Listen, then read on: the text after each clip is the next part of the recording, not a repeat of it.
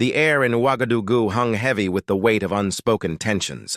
As midnight approached, the presidential palace stood like a fortress against the darkness, its walls bearing witness to the dreams and struggles of a nation fighting for its independence. Inside these sacred halls, Captain Ibrahim Traoré, the young revolutionary leader who had risen from the dust of the Sahel to become Burkina Faso's beacon of hope, sat hunched over classified intelligence reports that painted an increasingly troubling picture. The desk lamp cast a golden circle of light across documents marked with red stamps. Classified, urgent, eyes only. Satellite images from the borders, intercepted communications from neighboring countries, and reports from intelligence operatives all pointed to the same conclusion. Foreign powers were closing in, their tentacles reaching deeper into West African politics than ever before. Traoré's fingers drummed against the mahogany desk as he absorbed the latest briefing. France's renewed interest in the region wasn't coincidental. Since his rise to power, since his bold declarations about African sovereignty and his aggressive moves to expel foreign military bases, the former colonial power had been circling like a vulture. But until tonight, he hadn't realized how close they had come to his inner sanctum. The grandfather clock in the corner chimed midnight, its deep resonance echoing through the corridor. Traoré rubbed his tired eyes and pushed back from the desk. The weight of leadership pressed down on his shoulders like a physical burden. At 34, he carried the hopes of millions. Farmers who dreamed of owning their land, miners who wanted fair wages for their gold, students who envisioned a future free from foreign interference. As he stood to stretch his aching back, Traoré's mind wandered to the speech he would deliver tomorrow at the African Union Summit. Words carefully crafted to inspire unity among African leaders, to rally them against the subtle but persistent influence of their former colonizers. He had spent weeks preparing, knowing that every syllable would be scrutinized by intelligence agencies across 3 continents.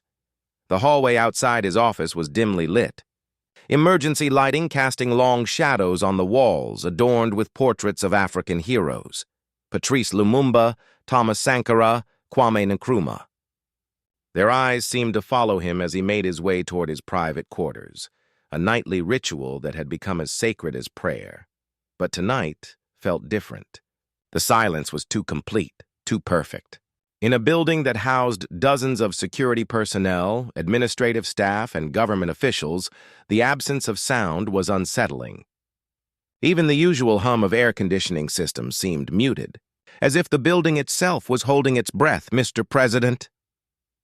The familiar voice emerged from an alcove near the staircase, causing Traoré to pause mid-step. "Yakuba." Traoré stepped into the light, his 6-foot frame cutting an imposing figure against the marble walls. Cousin, childhood companion, and now personal bodyguard, Yakuba had been a constant presence in Ibrahim's life since their days in the revolutionary camps. Where Ibrahim was the dreamer and strategist, Yakuba had always been the protector, the one who watched the shadows while his cousin watched the horizon. "Yakuba," Ibrahim smiled, genuine warmth in his voice. "I thought your shift ended hours ago. Don't tell me you've been waiting here all night." "Couldn't sleep," Yakuba replied, falling into step beside his cousin. His hand rested casually on the grip of his service pistol, a habit developed through years of protecting high-value targets. "The intelligence briefing has everyone on edge. Thought I'd make sure you got to your room safely." They walked in comfortable silence, their footsteps echoing softly on the polished floor. The walls around them told the story of Burkina Faso's journey, photographs of independence celebrations, mining operations, agricultural projects, and Ibrahim's own rise from military captain to revolutionary leader. Each image represented a step away from colonial dependency and toward African self-determination. "The French are getting desperate," Ibrahim said quietly, his voice barely above a whisper. "The reports show increased activity along our borders. They're not just watching anymore, they're moving pieces into position." Yakuba nodded, his jaw tightening almost imperceptibly. "Any specific threats?" "Nothing concrete, but the pattern is clear. Economic pressure, diplomatic isolation, and now these intelligence reports about covert operations." They want to send a message to other African leaders. This is what happens when you challenge the status quo. What Ibrahim didn't know was that the message had already been delivered, and it was walking beside him. 2 months earlier, Yakuba had received a mysterious invitation to attend a security conference in Abidjan, Ivory Coast. The event was legitimate, organized by regional security agencies to discuss counter-terrorism strategies. What wasn't legitimate was the side meeting that had been arranged in a luxury hotel overlooking the Atlantic Ocean. General Laurent Brassac, a man whose official biography described him as a retired military advisor, had approached Yakuba during a coffee break between sessions. Distinguished, well-spoken, and carrying the authority of someone accustomed to being obeyed, Brassac had requested a private conversation.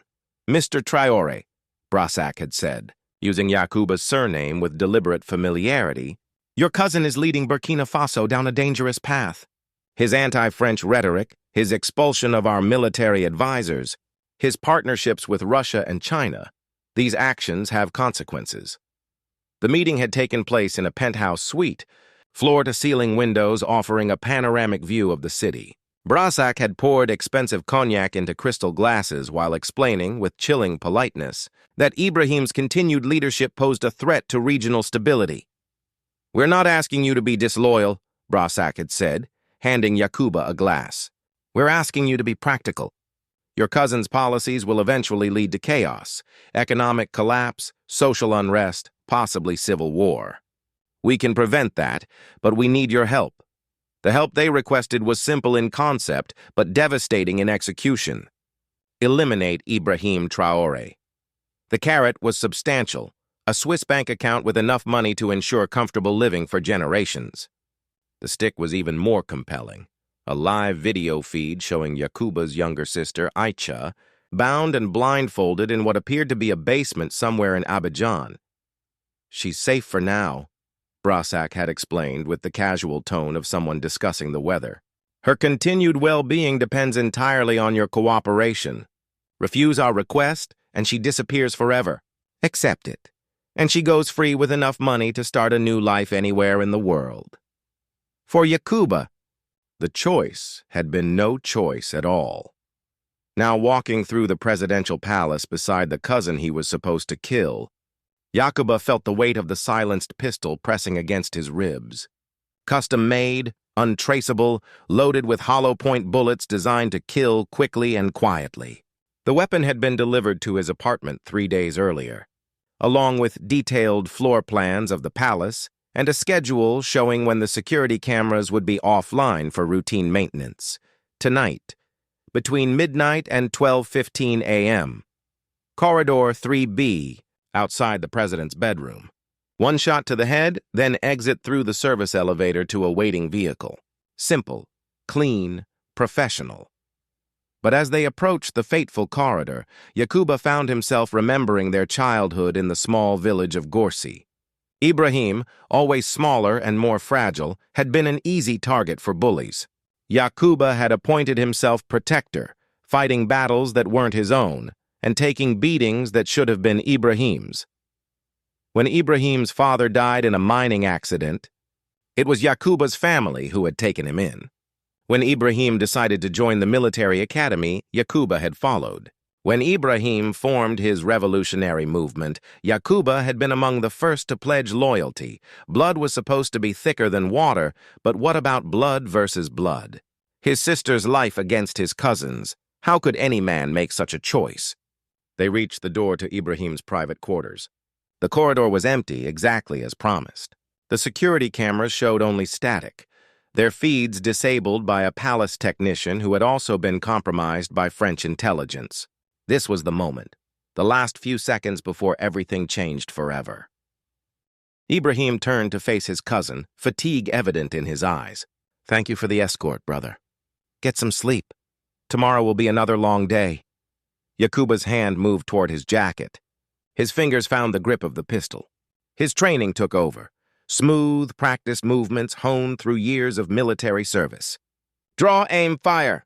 3 simple actions that would end his cousin's life and save his sister's. But as the weapon cleared his jacket, Something in Ibrahim's expression changed. Not fear, recognition, the look of someone who had grown up with another person, who could read their thoughts and emotions like a familiar book. Ibrahim's combat training, learned in the same military academies as his cousin, kicked in automatically. His left hand shot out, striking Yakuba's wrist with precise force. The pistol flew from nerveless fingers, clattering across the marble floor like an accusation. For a moment, both men stared at the weapon in stunned silence. Then Yakuba lunged forward, desperation overriding logic. If he could reach the gun, complete the mission, maybe there was still hope for Aicha. But Ibrahim was faster, his foot sending the pistol spinning down the hallway like a metallic snake. Ibrahim's own sidearm appeared in his hand as if by magic. The barrel pointed steadily at Yakuba's chest. His voice when he spoke was calm with the terrible control of a man who had been betrayed by his own blood. "What are you doing, Yakuba?" The question hung in the air between them, heavy with the weight of shared history and shattered trust. Yakuba raised his hand slowly, his heart hammering against his ribs so hard he was certain Ibrahim could hear it. "I had no choice," he whispered, the words torn from somewhere deep in his chest. "They have Aicha." Ibrahim's grip on his weapon tightened. "Who has Aicha?" But Yakuba couldn't answer. The words stuck in his throat like broken glass. Admitting the truth meant confessing not just to attempted murder, but to a betrayal that cut deeper than any physical wound. "Look at me, Yakuba." Ibrahim's voice carried the authority of command, the tone that had rallied soldiers and inspired revolutionaries. "Look at me and tell me who did this to us." Yakuba's eyes met his cousin's, and in that moment, years of shared struggle and brotherhood crashed against the harsh reality of their current situation. Sweat beaded on his forehead despite the cool air conditioning, and his hands trembled slightly as he kept them raised in surrender. "They're watching everything," he said finally. "If I talk, we both die, but it doesn't matter now. The attempt failed. They'll kill her anyway." Ibrahim studied his cousin's face, reading the anguish and terror written there. This wasn't the face of a willing assassin. This was the face of a man trapped between impossible choices. His finger eased slightly on the trigger, though the weapon remained trained on Yakuba's center mass. "Tell me about Abidjan," Ibrahim said quietly. Yakuba's eyes widened in shock. "How did you—" "We've been tracking unusual travel patterns among palace staff for months. Your trip to the security conference was flagged because you requested an extended stay. What happened there?" The dam burst. Words poured from Yakuba like water from a broken pipe, carrying with them the poison that had been eating at his soul for 2 months. He told Ibrahim about General Brassak, about the penthouse meeting, about the video of Aicha bound and helpless. He described the Swiss bank account, the detailed assassination plan, and the network of compromised palace staff. "They know everything," he concluded, his voice barely audible. "Your schedule, your security protocols, your closest advisors. This isn't just about killing you.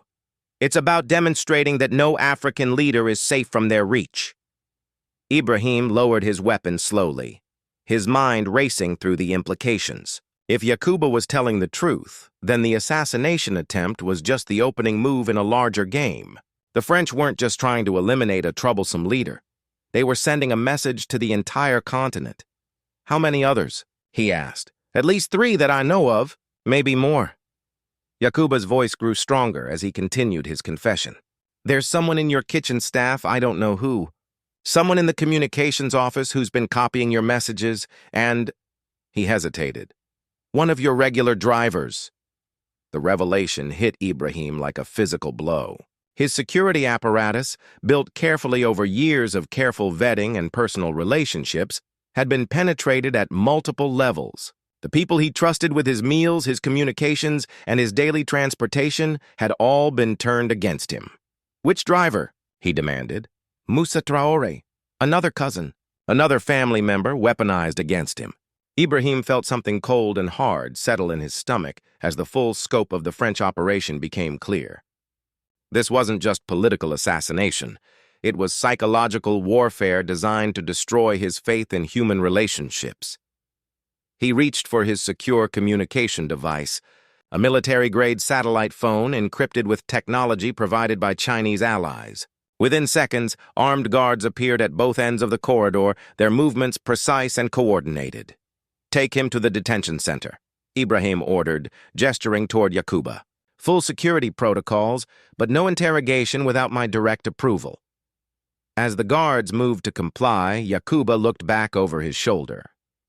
"Ibrahim!" he called out, his voice cracking with emotion. "I'm sorry. I'm so fucking sorry." Ibrahim watched his cousin disappear down the corridor, then turned and entered his private quarters. He locked the door behind him and leaned against it, suddenly feeling every one of his 34 years like a physical weight. The room that had been his sanctuary now felt like a trap.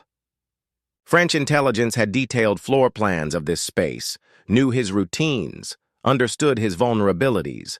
They had turned his own blood against him and infiltrated his most trusted circles. He walked to his secure safe and withdrew a red file marked Operation Serpent. The intelligence reports inside painted a chilling picture of French covert operations across West Africa, assassinations disguised as accidents, coups orchestrated through local proxies, economic warfare conducted through seemingly legitimate business channels. At the center of it all was General Laurent Brazac, a man whose official retirement from French intelligence masked his continued role as an architect of neo-colonial strategy. The file contained surveillance photographs, financial records, and intercepted communications that revealed the scope of his operations. Ibrahim opened his secure line to Colonel Tapsoba. "His head of internal security? They've reached the inner circle," he said without preamble. "How bad?" Tapsoba's voice was crisp and professional, betraying no surprise. "In their line of work, betrayal was always a possibility. Multiple assets, family members. We need a complete security review, but quietly. If they realize we know, they'll accelerate their timeline." "Understood. Authorization for enhanced surveillance protocols?" Ibrahim considered the question carefully. Enhanced protocols meant treating every palace employee as a potential threat, installing monitoring equipment in previously private spaces, and essentially placing his own staff under house arrest. It was necessary, but it would also transform his government into the kind of paranoid regime he had sworn never to become. "Authorized," he said finally. "But Colonel, we're not just playing defense anymore. I want every detail about this General Brazac, his location, his assets, his vulnerabilities. If they want to play shadow games, we'll show them how it's done." Dawn broke over Ouagadougou like a resurrection, painting the city in shades of gold and amber that seemed to promise hope despite the darkness that had fallen over the presidential palace. But inside the secure conference room, buried 2 stories beneath the building's main level, there was no dawn, no hope. Only the harsh glare of fluorescent lights and the grim faces of men and women preparing for war.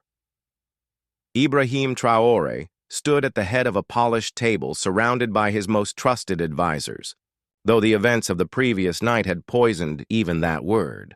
Trust had become a luxury he could no longer afford, replaced by careful analysis and constant vigilance.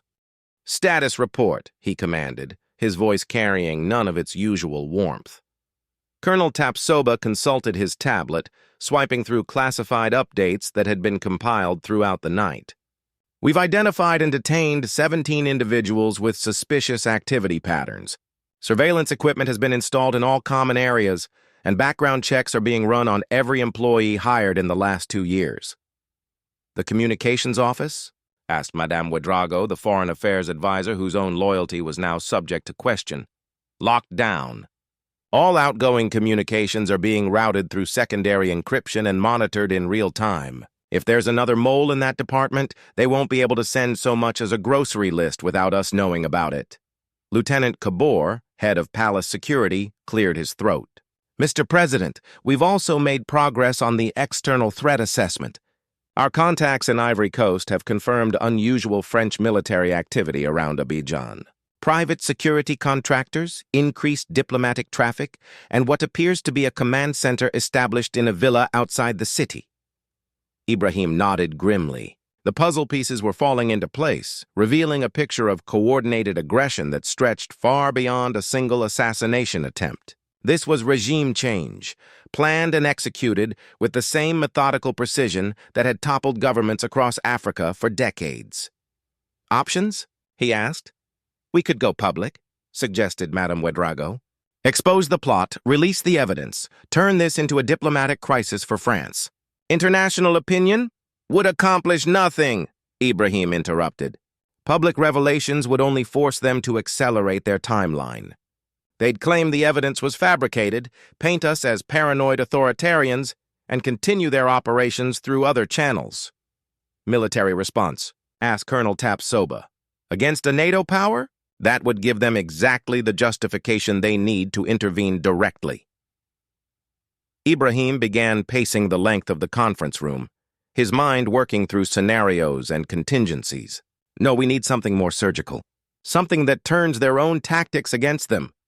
He stopped pacing and faced his advisors. They've shown us their playbook. Infiltration, family pressure, psychological warfare. We're going to use that knowledge to feed them exactly what they want to hear, while preparing a surprise they'll never see coming. Lieutenant Kabor leaned forward. You want to run a false flag operation? I want to run a counterintelligence operation. We know Yakuba and Musa are compromised. Instead of eliminating them, we're going to use them as channels for disinformation.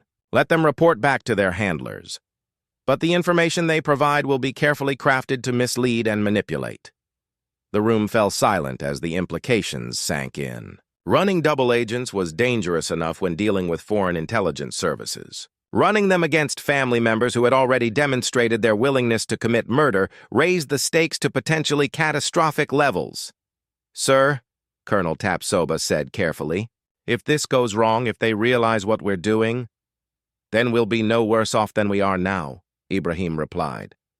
But if it works, we'll not only neutralize the immediate threat, we'll have intelligence on their entire network. Every asset, every operation, every weakness they've tried so hard to hide. The detention center beneath the presidential palace was not designed for comfort. Bare concrete walls, fluorescent lighting, and the constant hum of air circulation systems created an environment that was more psychological pressure than physical punishment.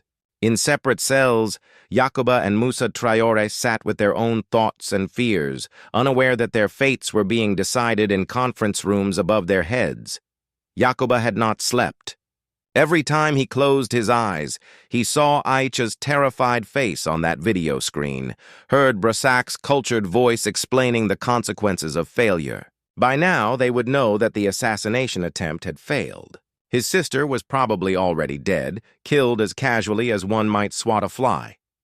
The sound of approaching footsteps echoed through the corridor. But instead of the guards he expected, Ibrahim appeared outside his cell. His cousin looked older somehow, worn down by the weight of betrayal and responsibility. But his eyes were sharp, calculating, and entirely focused on the man who had tried to kill him. "How is she?" Ibrahim asked without preamble. Yakuba looked up in confusion. "What? Aicha, how is your sister?" The question caught Yakuba completely off guard. In his despair, he had assumed that Ibrahim knew nothing about the leverage being used against him.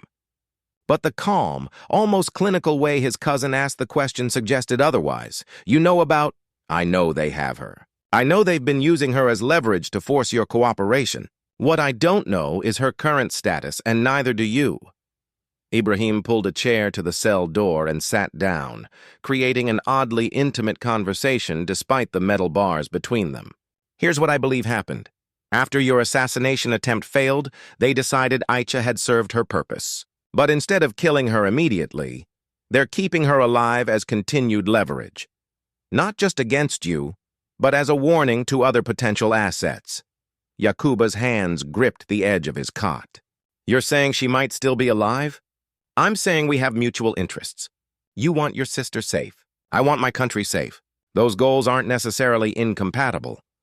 The proposal Ibrahim outlined was both elegant and terrifying in its complexity. Yakuba would resume contact with his French handlers, reporting that the assassination attempt had been delayed due to increased security, but was still viable. He would provide carefully crafted intelligence that would mislead them about Ibrahim's actual plans while appearing to maintain his access to sensitive information. In exchange, Ibrahim would dedicate intelligence resources to locating and rescuing Aicha, while also working to identify and neutralize the broader French network. You're asking me to betray the people who have my sister, Yacouba said slowly. I'm asking you to help me save your sister by destroying the people who took her in the first place, Ibrahim corrected. The French didn't kidnap Aisha to help you. They did it to control you. Even if you had succeeded in killing me, do you really believe they would have let her go? She would have become a permanent liability, a witness to their methods. The logic was inescapable, but the emotional weight of the decision was crushing.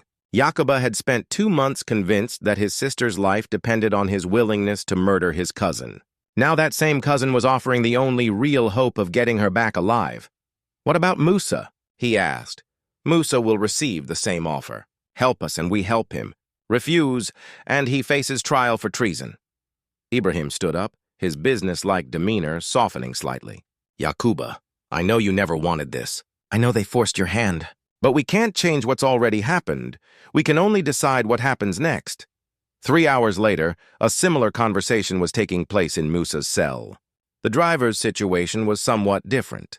His family members were being held in Burkina Faso itself, hidden in safe houses run by local criminals paid by French intelligence.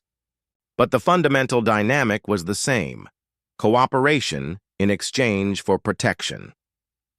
By evening, both men had agreed to participate in the counterintelligence operation. The next phase would be far more dangerous than anything that had come before, because it required them to walk back into the lion's den while pretending nothing had changed. The secure communications center in the presidential palace hummed with activity as technicians prepared the equipment that would make the deception possible. Every phone call, every text message, every email sent by Yacouba and Musa would be monitored, recorded, and analyzed by Ibrahim's intelligence team. But more importantly, some of their communications would be altered in real time, ensuring that their French handlers received information that served Burkina Faso's interests rather than France's. Yacouba's first contact with his handler was scheduled for 10 p.m., exactly 48 hours after the failed assassination attempt. The delay was deliberate, long enough to suggest that he was being careful, but not so long as to arouse suspicion about his continued loyalty. The handler who answered the encrypted satellite phone spoke with a slight Marseille accent, identifying himself only as Marcel. His voice carried the professional calm of someone accustomed to managing human assets in hostile environments. Status report, Marcel said without preamble. The attempt failed, Yacouba replied, following the script Ibrahim's team had prepared. Palace security was tighter than expected. Traore wasn't alone in the corridor. There was another guard present. This was the first piece of disinformation, designed to make the French believe their intelligence about palace routines was flawed. In reality, the corridor had been empty except for Ibrahim and Yacouba, but suggesting otherwise would force the French to question their other sources. Casualties? Marcel asked. None. I was able to abort without detection, but the window of opportunity is closed for now. They've increased security protocols significantly. Timeline for next attempt? Yacouba glanced at the intelligence officer monitoring the call, who nodded approvingly. 2 weeks minimum, maybe longer. They're rotating guard schedules, installing new surveillance equipment, and conducting background checks on all staff. I need to maintain my cover. The conversation continued for another 10 minutes, with Marcel providing updated instructions and Yacouba feeding back carefully crafted information about palace security measures. Every word was designed to mislead without appearing to do so, creating a false picture of Ibrahim's vulnerabilities while obscuring his actual defensive preparations. When the call ended, Colonel Tapsoba reviewed the transcript with obvious satisfaction. They're buying it. Marcel's responses suggest they believe you're still fully operational, but the real test would come with Musa's contact, scheduled for the following evening. His handler, codenamed Antoine, had been demanding more frequent reports about Ibrahim's travel schedule and public appearances. The challenge would be providing information that seemed valuable while actually serving as a trap. Meanwhile, in Abidjan, General Brassac was reviewing reports from his network of assets across West Africa. The failed assassination in Ouagadougou was frustrating but not unexpected. Traoré was a more formidable target than some of the other leaders they had eliminated over the years. "What's our backup plan?" asked his deputy, a former DGSE officer named Captain Moreau. "We escalate," Brissac replied, stubbing out his cigarette. "If we can't eliminate Traoré quietly, we create a crisis that justifies more direct intervention. Political instability, economic chaos, maybe a few well-placed terrorist attacks to demonstrate that his government can't maintain security." He pulled out a folder containing photographs and dossiers of opposition politicians, military officers, and business leaders who could be cultivated as alternatives to Traoré's leadership. "The Americans used this playbook in Libya and Syria. Create enough chaos, then offer to restore order, for a price." What Brissac didn't realize was that his communications were being monitored by Chinese intelligence services, who had been asked by Ibrahim to provide technical assistance in tracking French operations. The information was being shared in real time with Burkina Faso's security forces, giving them unprecedented insight into their enemy's planning process. As the double-agent operation entered its second week, a clearer picture began to emerge of the French network's scope and ambitions. The intelligence flowing back through Yacouba and Moussa revealed a web of corruption and manipulation that extended far beyond Burkina Faso's borders. In addition to the ongoing operation against Ibrahim, the French were running similar campaigns against leaders in Mali, Niger, and Guinea.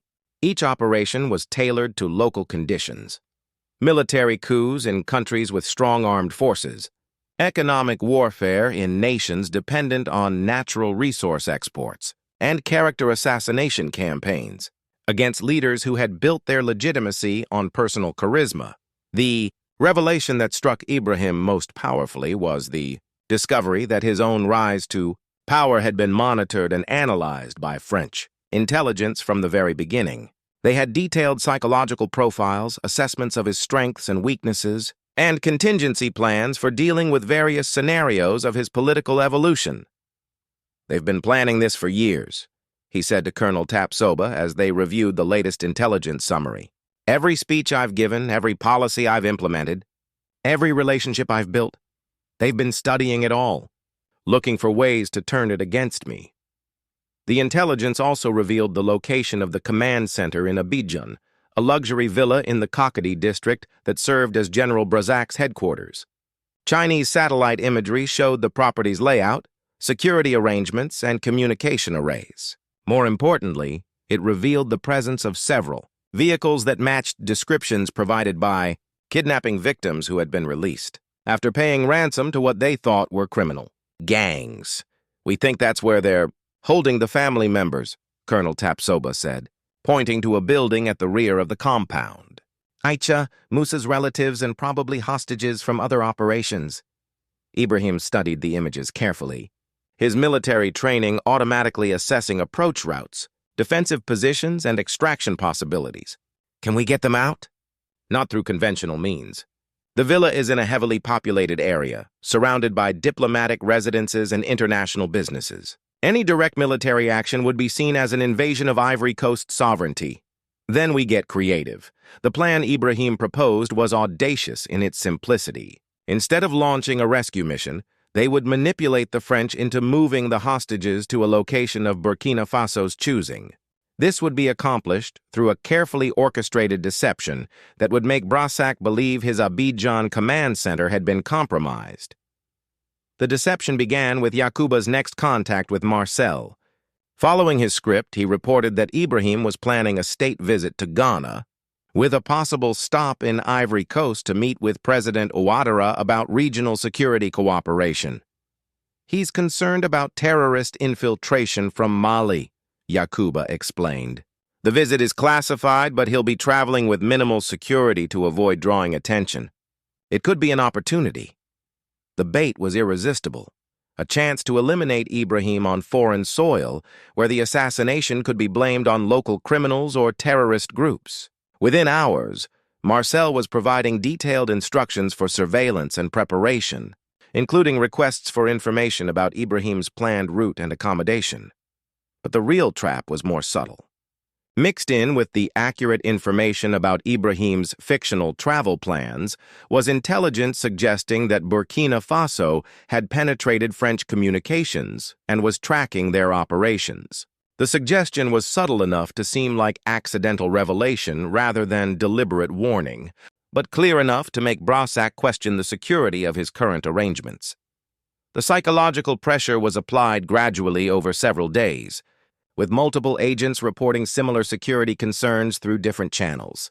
Finally, as Ibrahim had predicted, Brassac decided to relocate his most sensitive assets, including the hostages, to what he believed would be a more secure location.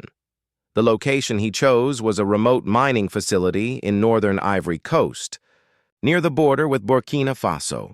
From his perspective, it offered isolation, defensibility, and the advantage of being far from prying diplomatic eyes. What he didn't realize was that the facility was owned by a Chinese mining consortium that had already agreed to provide covert assistance to Ibrahim's government. The mining facility at Bouna had been abandoned for 3 years, a victim of fluctuating gold prices and political instability. Its remote location, 40 kilometers from the nearest town, made it ideal for clandestine operations.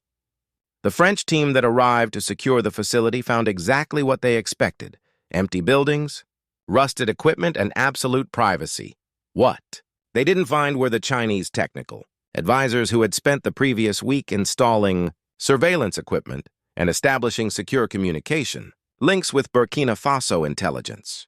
Every movement within the facility was being monitored in real time from Ouagadougou, giving Ibrahim's team complete situational awareness as the hostages were moved into their new prison.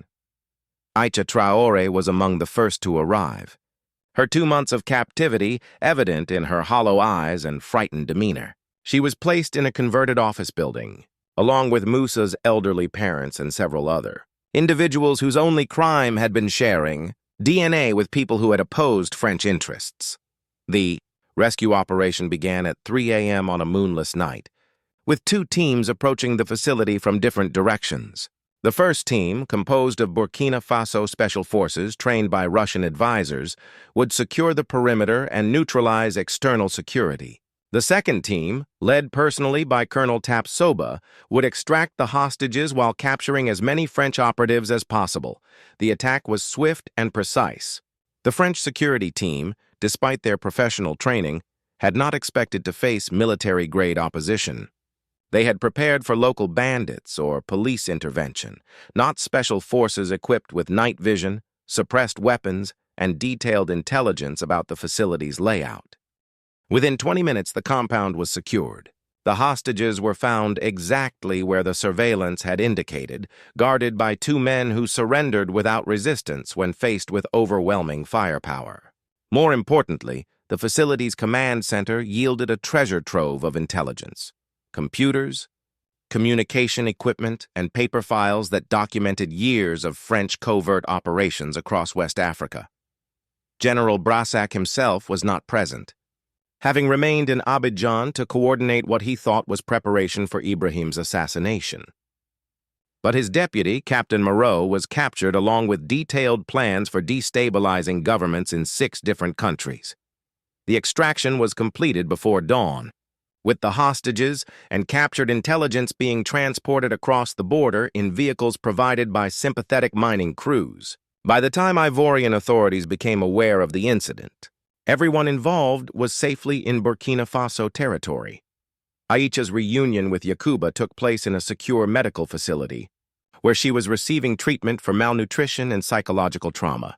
The 2 months of captivity had left their mark, but she was alive and gradually recovering her strength. "I knew you would find a way," she whispered as her brother held her hand. "I knew you wouldn't let them win." Yakuba's response was complicated by the knowledge of what he had been prepared to do to secure her freedom.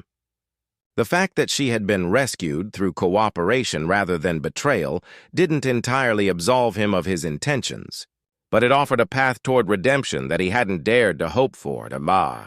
Intelligence gathered from the Bouna facility painted a picture of French interference that was breathtaking in its scope and cynical in its methodology. In the secure briefing room beneath the presidential palace, Ibrahim and his senior staff pored over documents that read like a manual for neo-colonial control. Operation Sahel Stabilization, Colonel Tapsoba read from a classified French military document. Objectives include maintaining favorable trade agreements, preventing Chinese and Russian expansion, and ensuring compliant leadership in former French territories. The files contain detailed profiles of every significant political figure in West Africa, complete with psychological assessments, financial vulnerabilities, and family connections that could be exploited.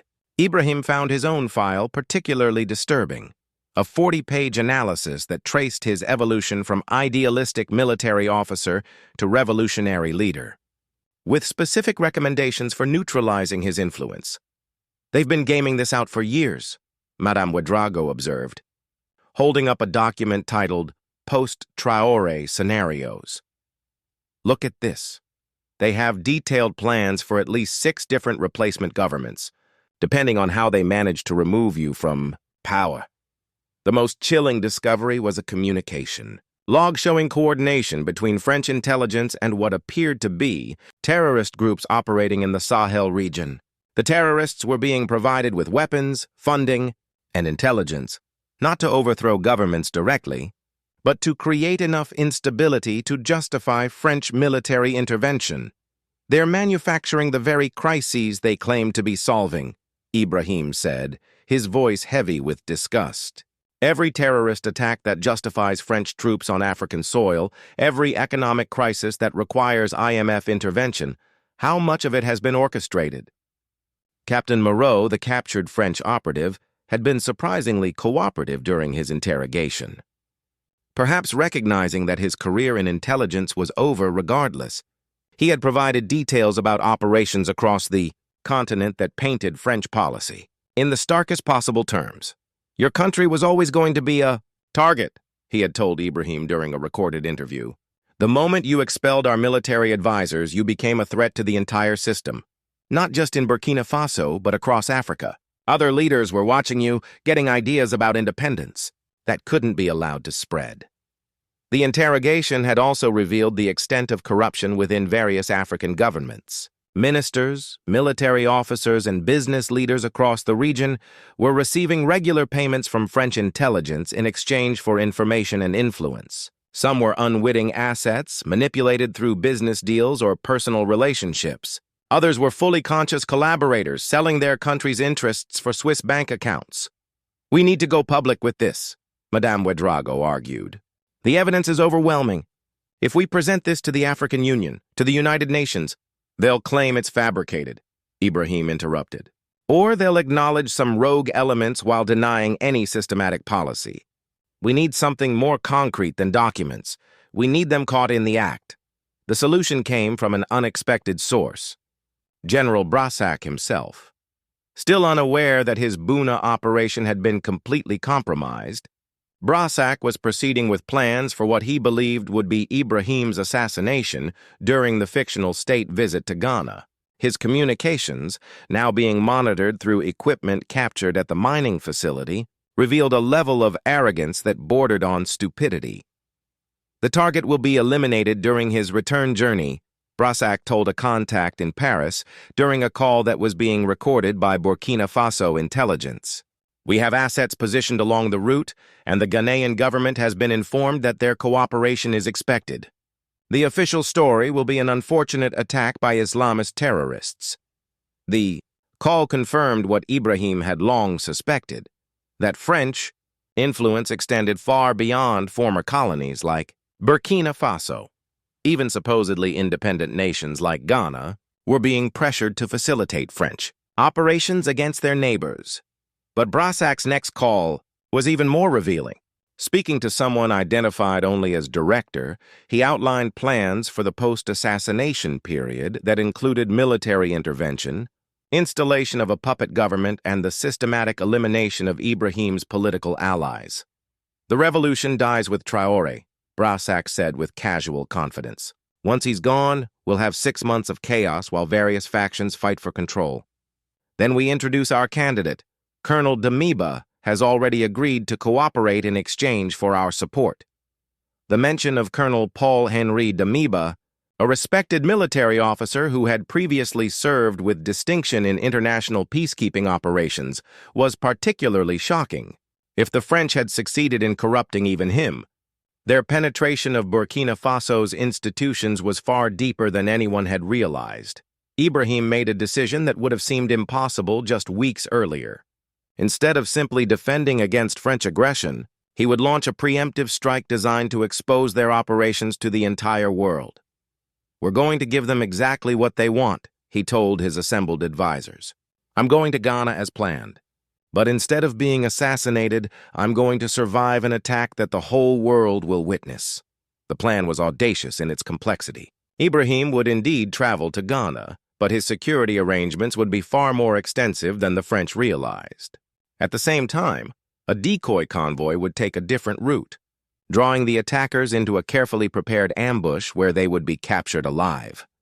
More importantly, the entire operation would be documented by international journalists who had been secretly invited to witness what they thought would be a routine diplomatic visit. When the attack occurred, the world's media would have front-row seats to French-sponsored terrorism in action.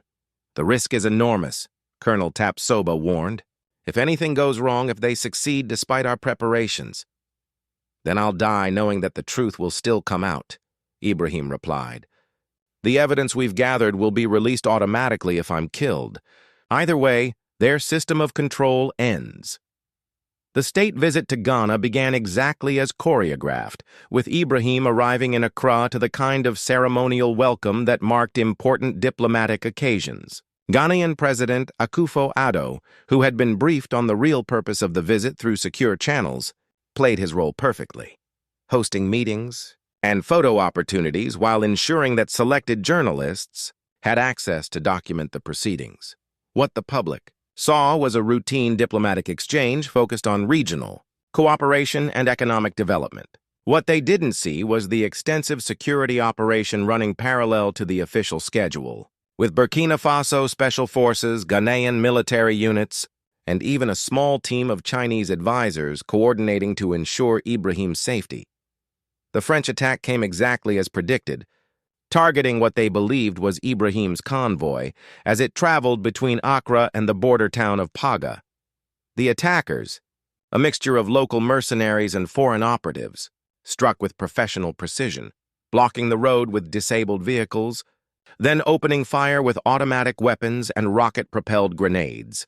But instead of killing Ibrahim Traoré, they found themselves attacking a convoy of armored vehicles filled with Ghanaian special forces who had been waiting for exactly this moment. The ambush became a counter-ambush, with the attackers surrounded and captured within minutes. Meanwhile, Ibrahim's actual convoy was taking a completely different route, accompanied by a carefully selected group of international journalists who were filming every moment of the journey. When news of the attack reached them, the journalists found themselves with exclusive access to a story that would dominate international headlines for weeks. This was not a random terrorist attack, Ibrahim told the cameras as reports of the ambush reached his convoy. This was a coordinated assassination attempt sponsored by foreign intelligence services who cannot tolerate the idea of genuine African independence. The captured attackers provided additional evidence, their interrogations revealing the chain of command that led directly back to Brassac's organization. Phone records, financial transactions, and communication logs all painted a picture of systematic French interference that could not be dismissed or denied. But the most damaging revelation came from an unexpected source: Colonel Damiba himself. Faced with evidence of his planned collaboration with the French, the colonel made a choice that surprised everyone involved. Instead of denying his involvement or attempting to justify his actions, he requested a meeting with Ibrahim and provided a full confession that was broadcast live on Burkina Faso national television. "I was approached 6 months ago," Damiba said, his military bearing intact despite the shame evident in his voice. "They offered me the presidency in exchange for reversing our policies toward France and China. I said yes because I believed it was the only way to prevent a civil war that would destroy our country." His confession included details about other military officers who had been similarly approached, business leaders who were providing intelligence to French operatives, and a systematic campaign of bribery and intimidation that had been targeting key figures throughout the government. I realize now that I was being used, Damiba continued. They had no intention of allowing genuine independence under any leadership. The plan was always to restore colonial control through more subtle means. The revelations from Ghana sent shockwaves across Africa and beyond. For the first time in decades, the systematic nature of neo-colonial control was exposed in excruciating detail, with documentation that was impossible to dismiss as propaganda or conspiracy theories. Within 48 hours of Ibrahim's televised address from Ghana, demonstrations erupted in capitals across West Africa. In Bamako, Niamey, and Conakry, protesters surrounded French embassies, demanding explanations for the covert operations revealed in the captured documents. French flags were burned, French businesses were boycotted, and French military bases found themselves surrounded by hostile crowds. The African Union, often criticized for its reluctance to challenge former colonial powers, called an emergency session to address what its chairman described as the most serious threat to African sovereignty since independence. For the first time in its history, the organization voted to formally condemn a major European power, demanding the immediate withdrawal of all French intelligence operatives from the continent. But the most significant response came from unexpected quarters.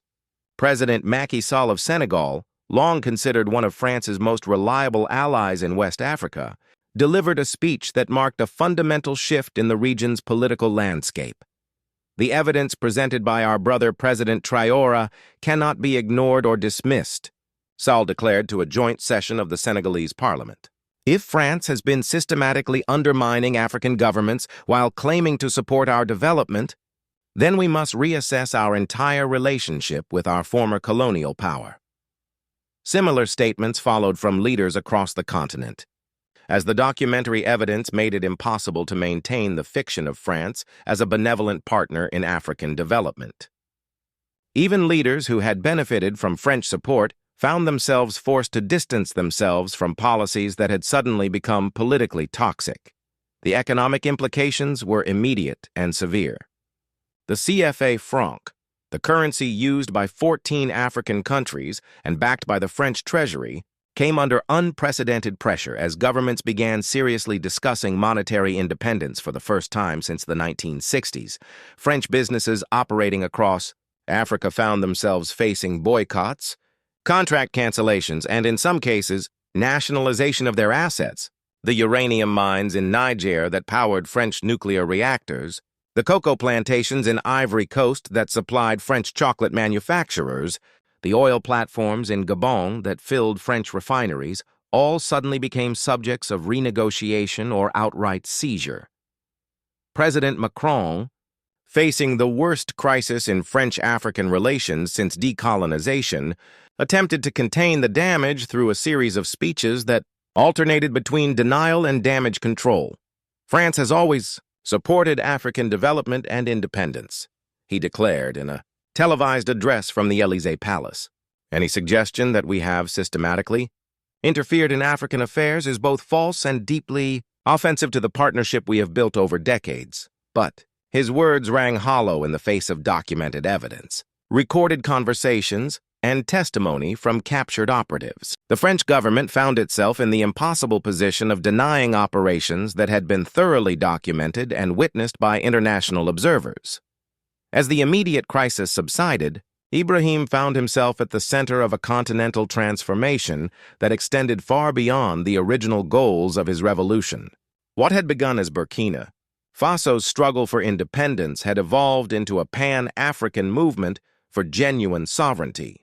The first concrete manifestation of this new reality was the establishment of the Sahel Security Alliance, a mutual defense pact between Burkina Faso, Mali, and Niger that explicitly excluded former colonial powers from any role in regional security arrangements. Instead of relying on French military advisors and equipment, the alliance would be supported by Chinese technology, Russian training, and financing from African development banks.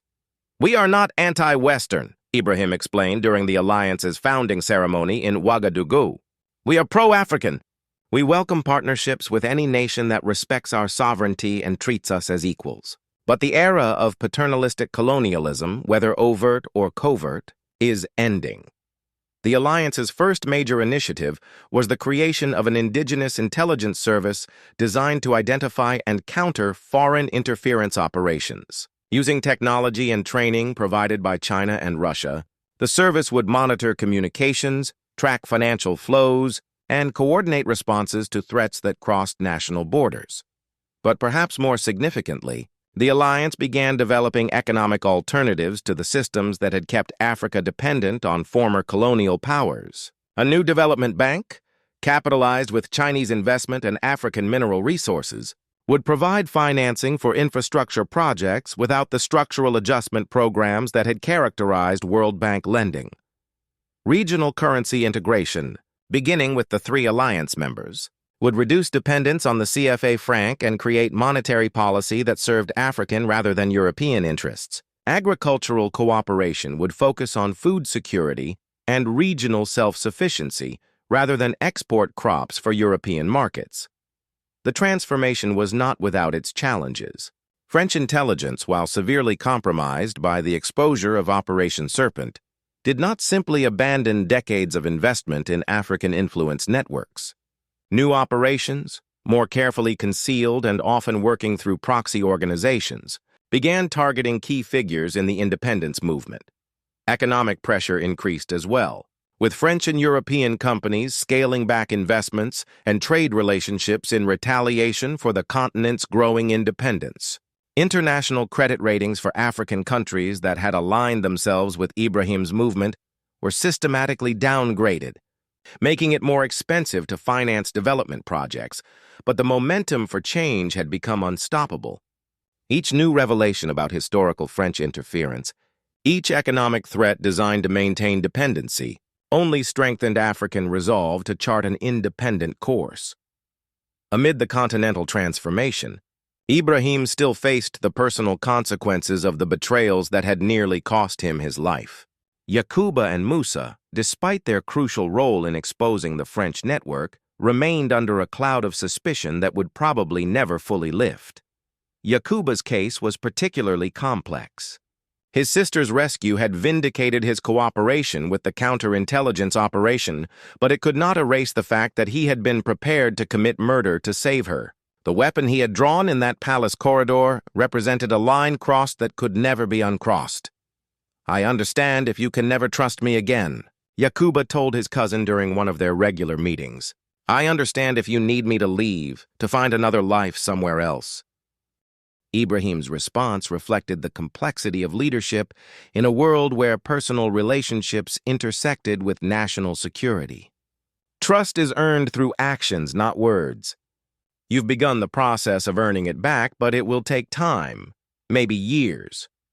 The solution they developed was both pragmatic and symbolic.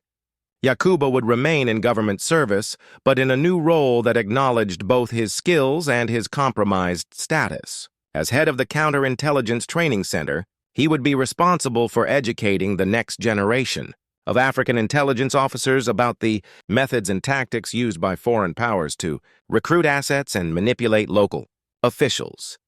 His first lecture to new recruits was a brutally honest account of his own recruitment by French intelligence, the psychological pressure tactics they had used, and the warning signs that other potential targets should watch for.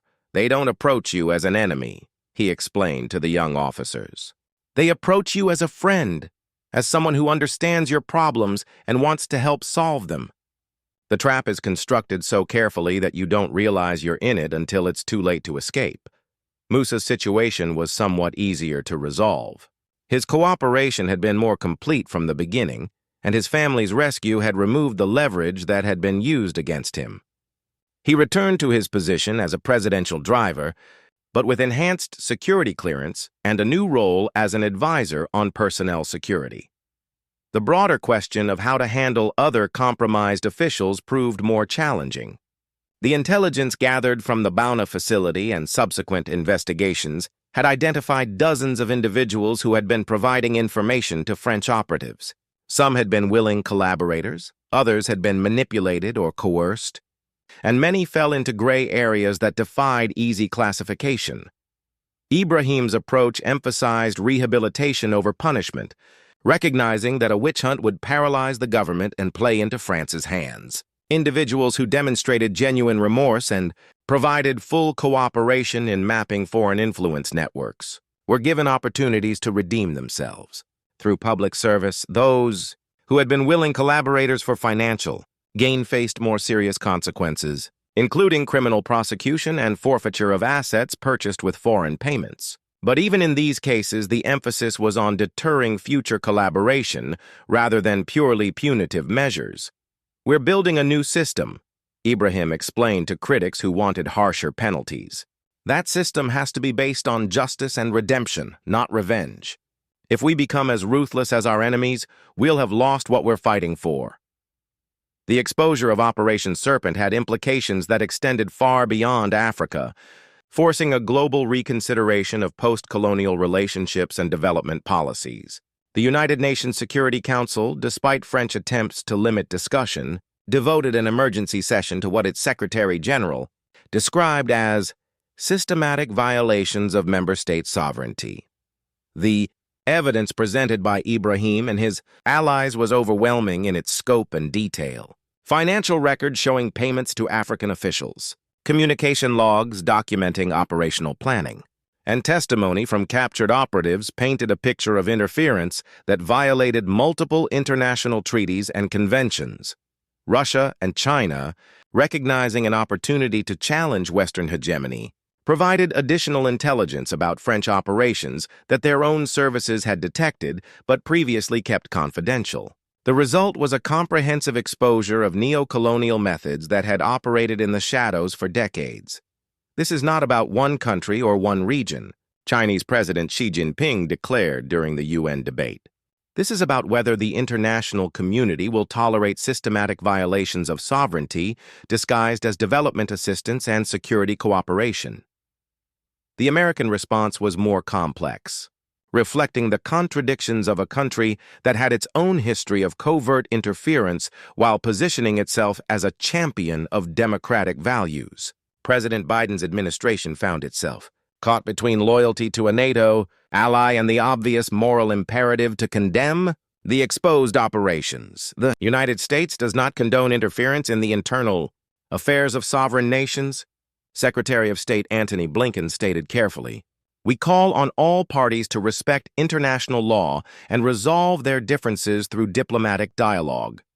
But privately, American intelligence agencies were reviewing their own operations across the developing world, recognizing that the exposure of French methods might encourage similar scrutiny of CIA activities. The last thing Washington wanted was a global movement toward intelligence transparency that might compromise operations from Latin America to Southeast Asia. European Union leaders faced a particularly difficult situation. While none of them wanted to endorse French covert operations, they also recognized that challenging one member's policies might encourage unwelcome scrutiny of their own relationships with former colonies. Germany's Chancellor Olaf Scholz attempted to thread the needle with a statement calling for comprehensive review of European development policies to ensure they serve the genuine interests of our African partners. But his words carefully avoided any direct criticism of France, reflecting the political constraints that limited European responses. The most significant global impact, however, was on other developing nations that began recognizing patterns of interference in their own political systems. From Latin America to Southeast Asia, governments that had previously dismissed anti-colonial rhetoric as outdated propaganda began conducting their own investigations into foreign influence operations. 2 years after the night when Yakuba Traore drew a weapon on his cousin in a palace corridor, the continent of Africa looked fundamentally different. The immediate crisis had been resolved. French covert operations had been exposed and largely dismantled, hostages had been rescued, and compromised officials had been identified and dealt with appropriately. But the longer-term transformation was still unfolding. As a generation of African leaders who had grown up under neo-colonial systems began imagining and implementing genuine alternatives. The Sahel Security Alliance had expanded to include 7 countries, creating a mutual defense network that could resist external pressure more effectively than any individual nation.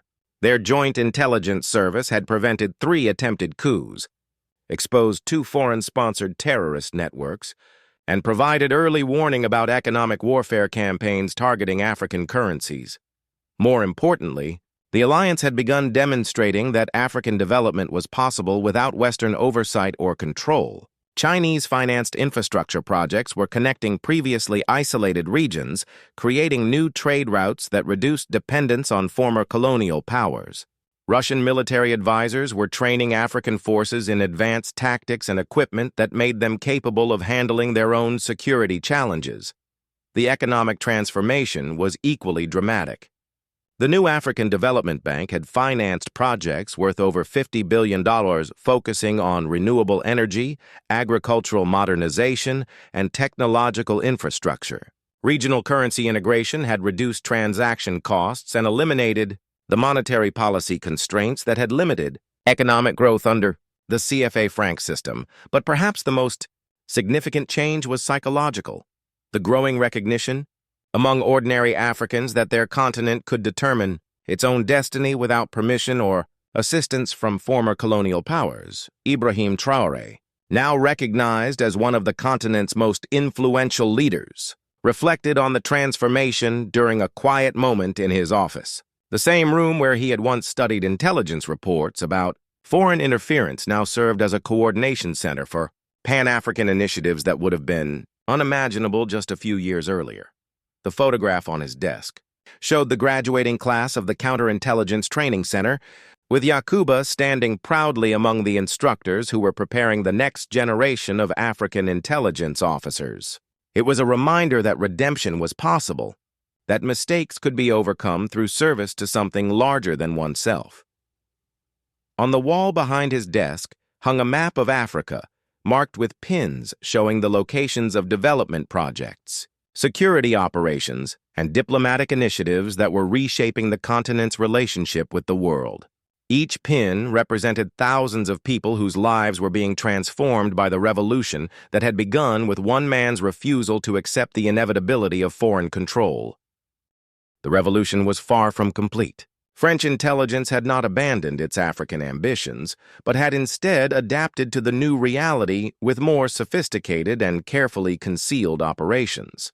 Other foreign powers were also adjusting their strategies, seeking to maintain influence through economic leverage rather than overt political interference. But the fundamental dynamic had changed. Africans now knew that independence was possible, that their resources could serve their own development rather than foreign enrichment, and that their leaders could pursue policies based on African interests rather than external pressure.